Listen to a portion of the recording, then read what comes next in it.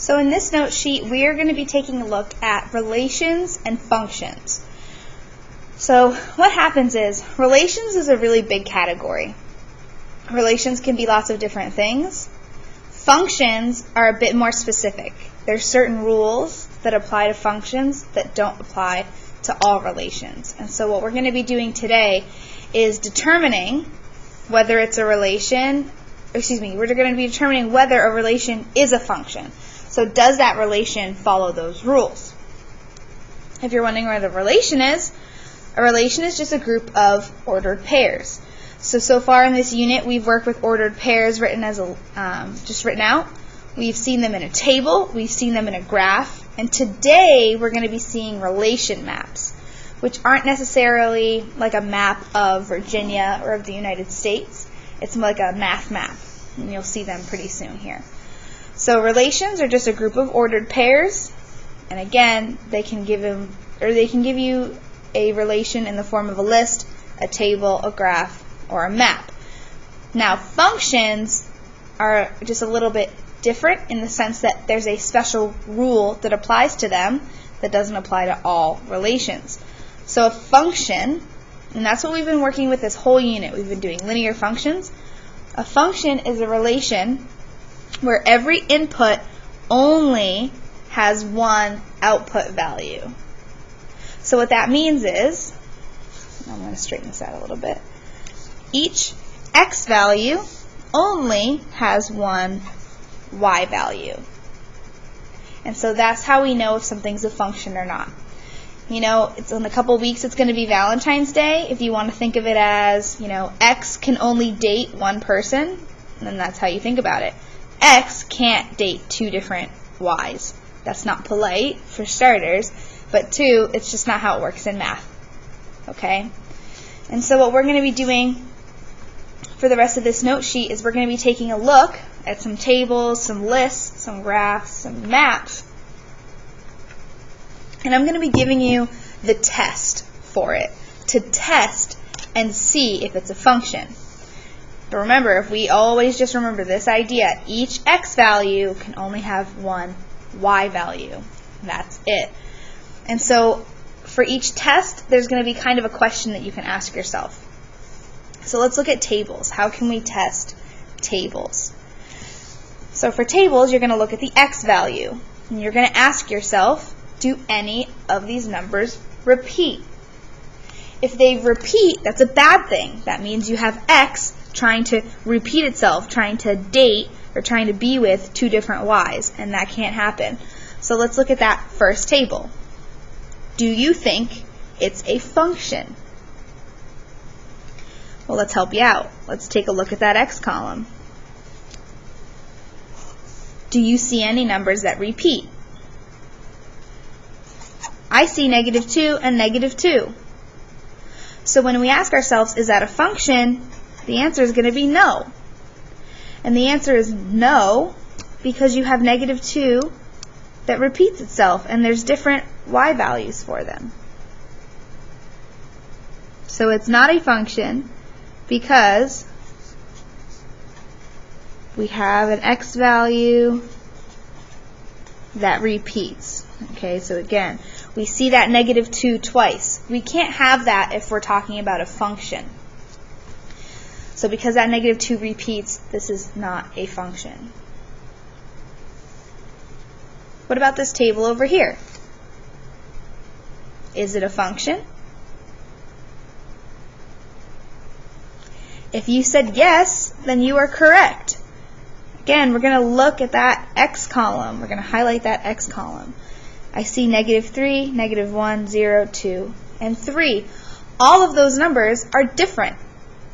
Because they're all different, we do not have an x value that's repeating. So yes, this would qualify as a function because no x value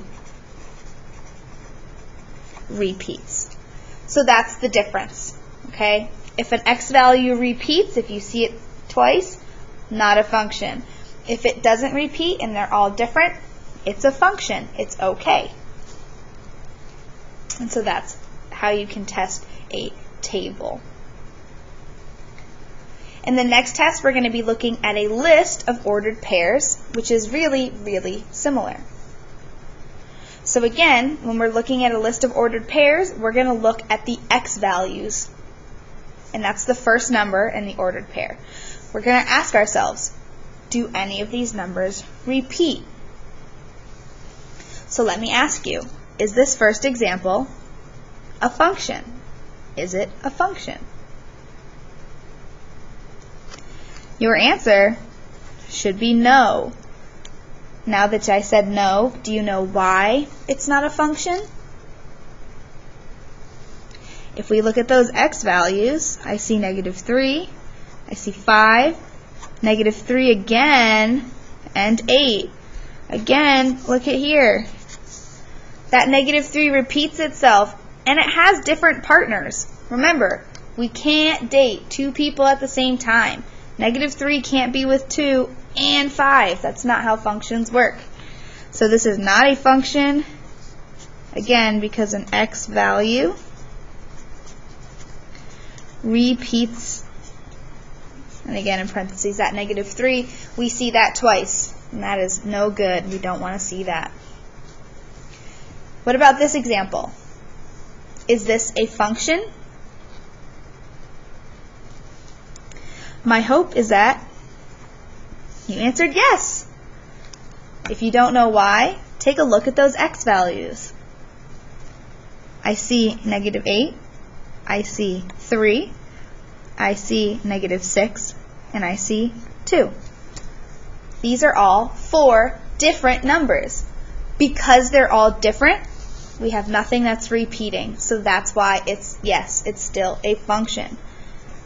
So yes, it's a function because no x value repeats. Okay?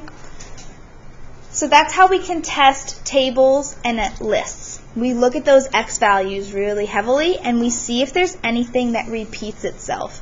If it repeats, it is not a function. If it doesn't repeat, if there's no repeats, no repeating numbers, then it's a function and it's okay.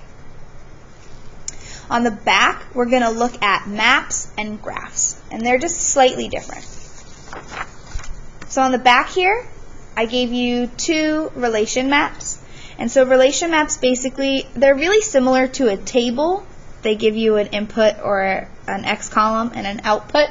And then these arrows kind of tell you, when x is 5, y is 105. That's how that works.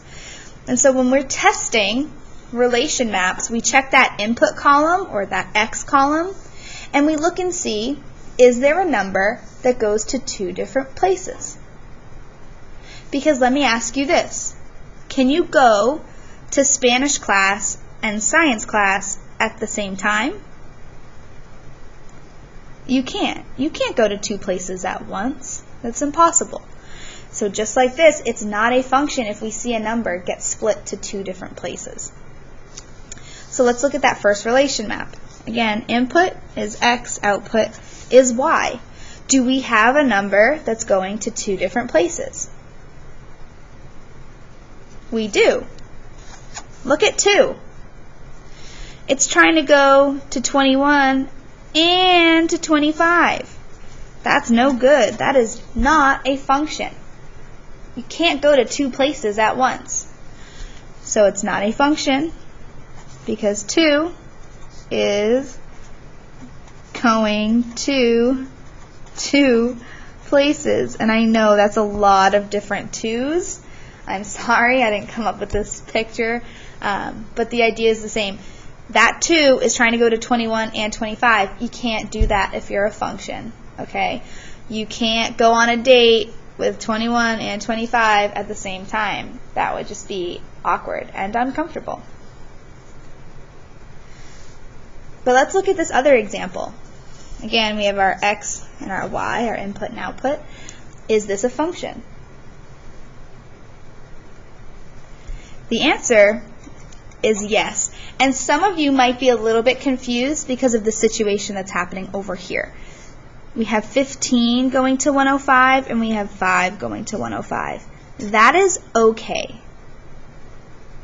And here's the example that I'm going to, kind of give you.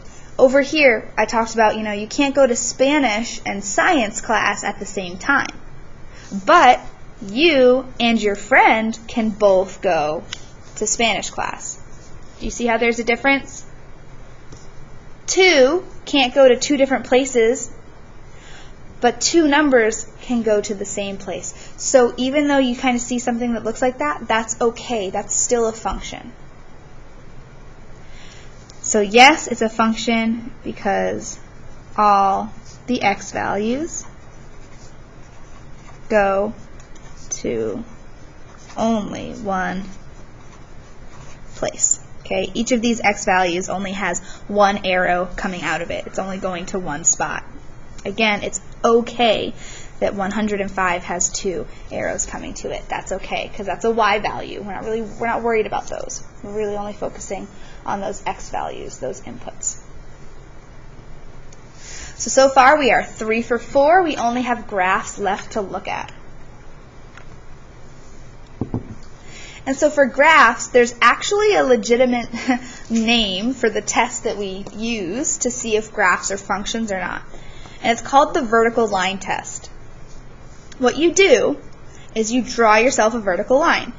If that vertical line touches the graph line more than once, so meaning like 2, 3, 4, etc., then it is not a function. So let me because some of you struggle with seeing this, so let me show you what I mean. With this graph, if I draw a vertical line like this, my problem is that I touch that graph here and I touch that graph here. Because I touch it more than once, I touch it 2 times, this is not a function. It's not a function because a vertical line touches the graph twice. If it only touched it one time, it would be okay. But because it hit here at the top and here at the bottom, it is no longer a function. Okay? If we remember our axes, this is x.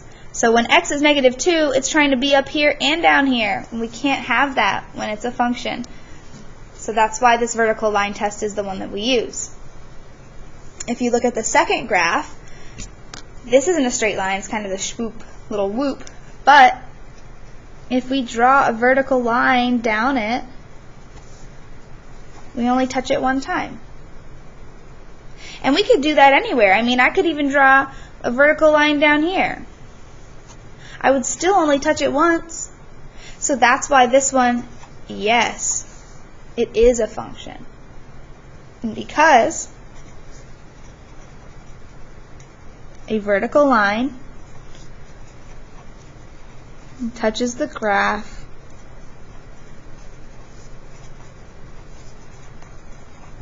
only once. That's the big difference. Okay?